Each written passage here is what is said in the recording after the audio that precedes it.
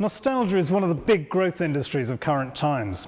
But here's a car from a manufacturer that is exploiting its own past, rather than someone else's. The Morgan Motor Company can claim an unbroken lineage back to the dawn of automobiles.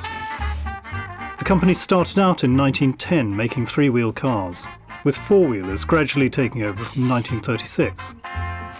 The earliest cars from HFS Morgan, when men of substance used initials rather than names, were made from a few bits of wood and metal, an odd number of wheels, and a motorcycle engine.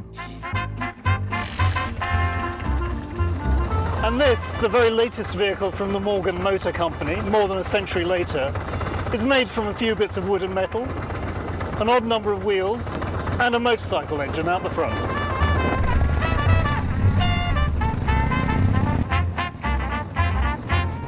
This is not just cynical plundering of a rose-tinted past. Morgan has remained true to traditional methods of vehicle construction long after everyone else moved to proper suspension and plastic. In the process, it has earned some pretty hefty criticism for not modernising its manufacturing methods. But in fact, it has also moved with the times.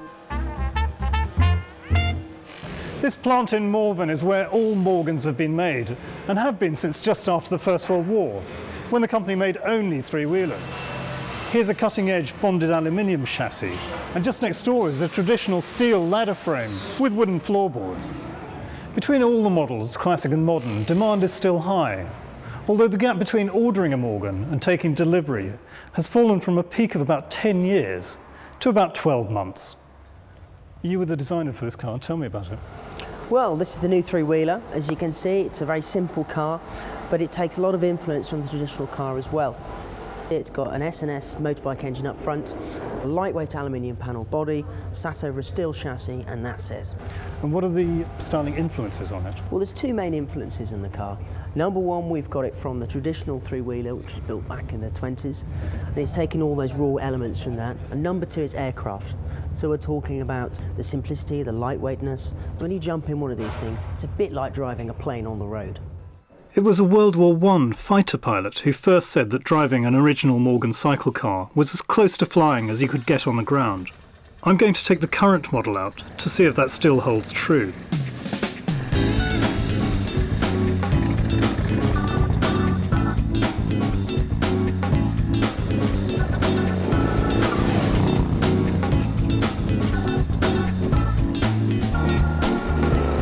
Initial impressions are good.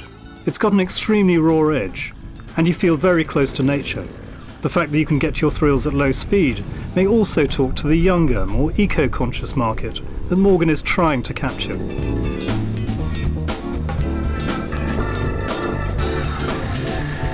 This does have some of the low-tech thrills and exposed position of an open cockpit plane, but for me nothing can replace that third dimension in the sky.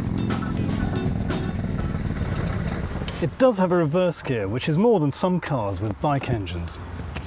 But it's very snug inside, not just across the hips, but also down around the pedals. And I do wonder whether that could limit its appeal in the large US market. This is all appropriately low tech, although the drive belt looks rather insubstantial given the motor's huge torque. The belt broke on the pre-production example I drove, but Morgan is taking steps to beef it all up. The rear tyre is surprisingly wide, but that is to prompt understeer first, which is safer. Add a bootful of power, and you can push it into oversteer, which is more fun. However, a complete lack of weather protection takes the back to basics theme to an extreme. There are some great touches, like this starter switch from a jet fighter, but it's very noisy.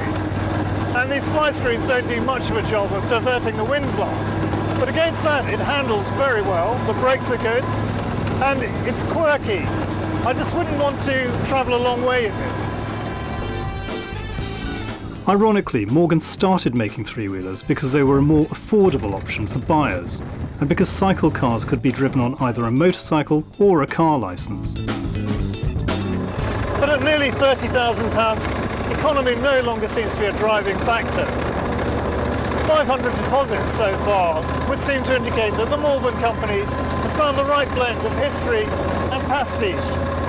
I'm Road Jaggy of the Financial Times.